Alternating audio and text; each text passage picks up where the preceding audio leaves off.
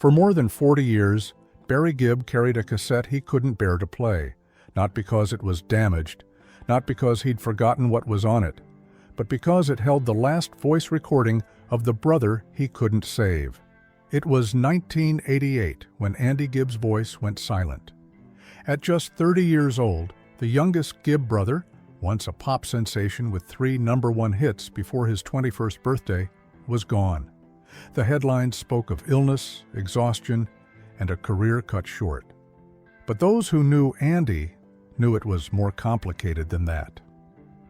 Somewhere in Barry's private archive was a small, unlabeled tape. On it, Andy's final performance, recorded in a moment that now felt like a haunting farewell. Barry kept it hidden for decades, almost as if pressing play would force him to face the one promise he could never fulfill. What exactly did Barry promise his younger brother? And why, after all these years, does he still speak of it with guilt in his voice?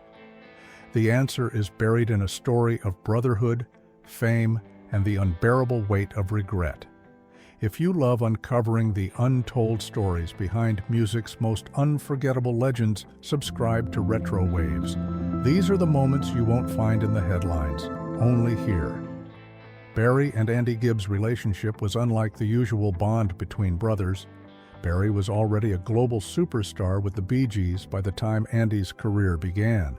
To the outside world, Barry seemed like the ideal mentor, guiding Andy's every step, producing his music, and introducing him to the same glittering world of fame that the Bee Gees ruled in the late 70s.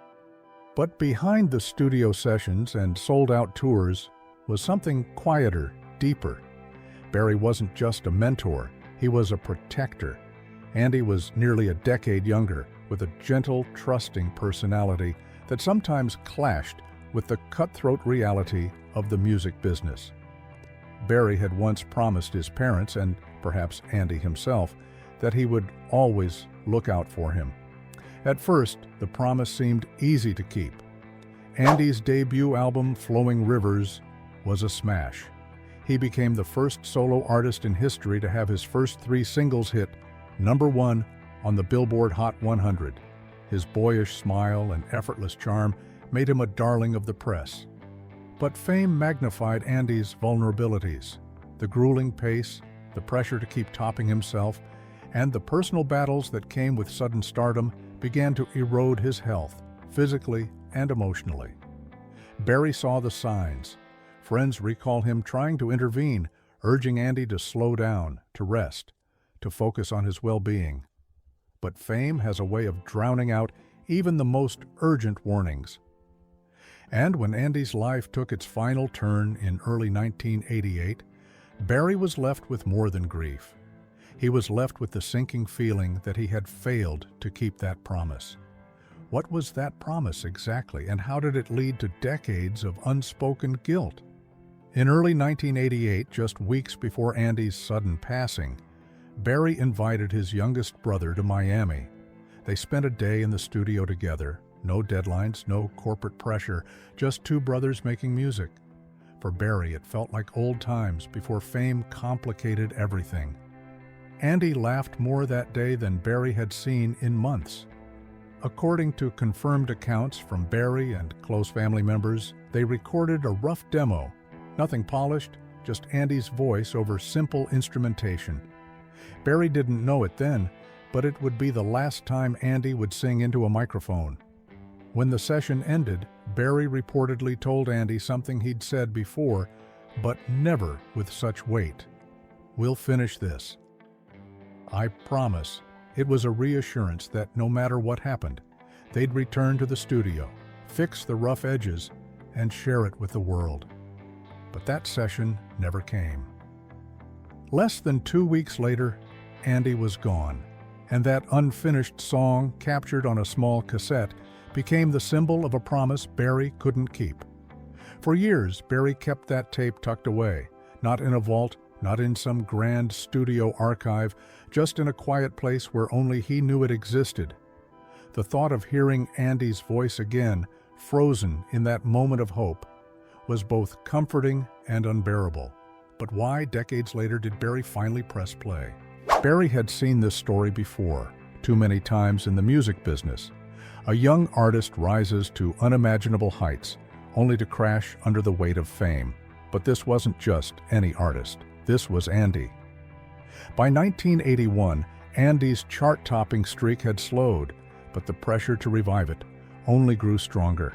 Verified reports confirmed that Andy's health had already begun to falter, complicated by the relentless grind of touring, recording, and media obligations. Barry, ever the older brother, tried to shield him. Friends say Barry often encouraged Andy to take extended breaks, even suggesting he move away from the spotlight for a while. But slowing down wasn't in Andy's nature. His charm, his optimism, those were the traits that made people fall in love with him. They also made him believe he could handle more than he truly could. Barry later admitted in interviews that despite all his warnings, he sometimes felt powerless to intervene without jeopardizing their bond. And so the promise remained unfulfilled, not because Barry didn't care, but because he thought he'd have more time. Time to revisit that tape. Time to give Andy the second act he deserved. But time ran out. March 10th, 1988. Andy had been working toward a comeback. He'd been in good spirits in the days prior, even making plans for a reunion with Barry and the Bee Gees. But that morning, the phone rang in Barry's Miami home, and the world tilted. According to confirmed reports, Andy collapsed at his home in Oxford, England, and was rushed to hospital. He never regained consciousness. The cause, according to official records, was myocarditis, an inflammation of the heart muscle, complicated by a weakened immune system. Barry's grief was immediate and overwhelming. In interviews years later, Barry would recall the surreal quiet that followed the news. The hardest part, he admitted, was knowing we had unfinished business, things unsaid, music unheard. That music, locked away on a single cassette, now carried the weight of everything they'd lost, and Barry, unable to face it, placed it where he wouldn't have to see it, as though hiding it could hold back the flood of guilt. Barry's promise to Andy wasn't just about finishing a song, it was about giving him a moment of triumph after years of personal struggle. The idea was simple. They'd rework the demo, release it when Andy was ready, and remind the world of his gift. But after Andy's passing, that plan transformed into something Barry could barely think about without feeling a deep, sharp ache. The thought of sitting in the same room, playing the same notes, and hearing Andy's voice knowing he'd never answer back. It was more than Barry could bear. Over the years, journalists would ask about Andy, and Barry would answer with love and admiration. But when asked about that tape or their last session, his tone would change. He would admit its existence, but never say if he'd listened. That was the unspoken truth.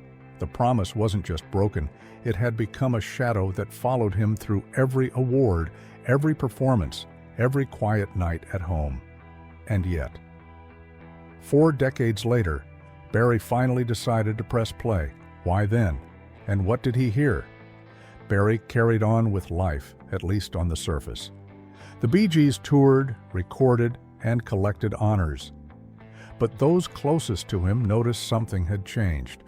Barry often avoided conversations about the late 80s, steering away from the topic of Andy unless absolutely necessary.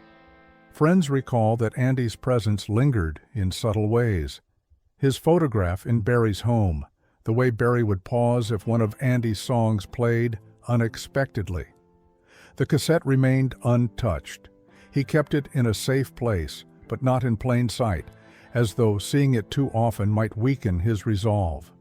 Over the years, the idea of listening to it became almost mythical in Barry's mind. What if hearing Andy's voice brought him peace?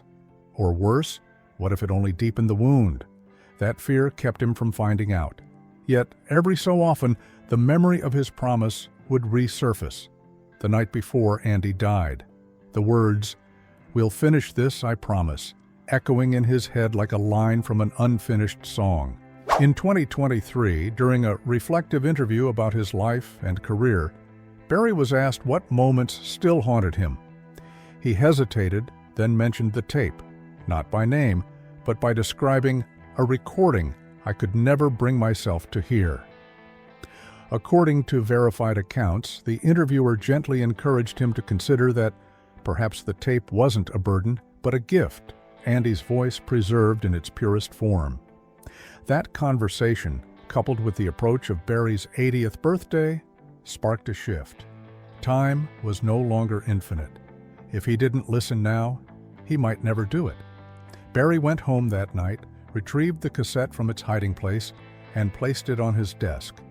But he didn't play it right away. It stayed there for weeks, an unspoken challenge staring him down each day. It was a quiet afternoon when Barry finally decided.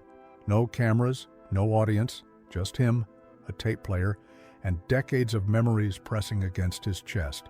He pressed play, and the room filled with Andy's voice, strong, clear, unpolished, singing a song that, according to Barry, was full of hope. In that moment, time folded back on itself. The years melted away, and for a few minutes, Andy was alive again. Barry later shared in a rare interview that hearing the recording was both beautiful and devastating. The joy in Andy's voice was unmistakable, but so was the reality. This was their last song together, a song that would never be finished the way they'd planned. When the tape ended, Barry sat in silence. He realized that the guilt he'd carried for so long wasn't because he'd broken his promise, it was because he'd misunderstood it. The promise wasn't just about completing a track, it was about honoring Andy's spirit. In the years since, Barry has spoken more openly about Andy, keeping his memory alive in interviews and performances. While the demo remains unreleased to the public, Barry has hinted that sharing it one day might be the final way to keep his word.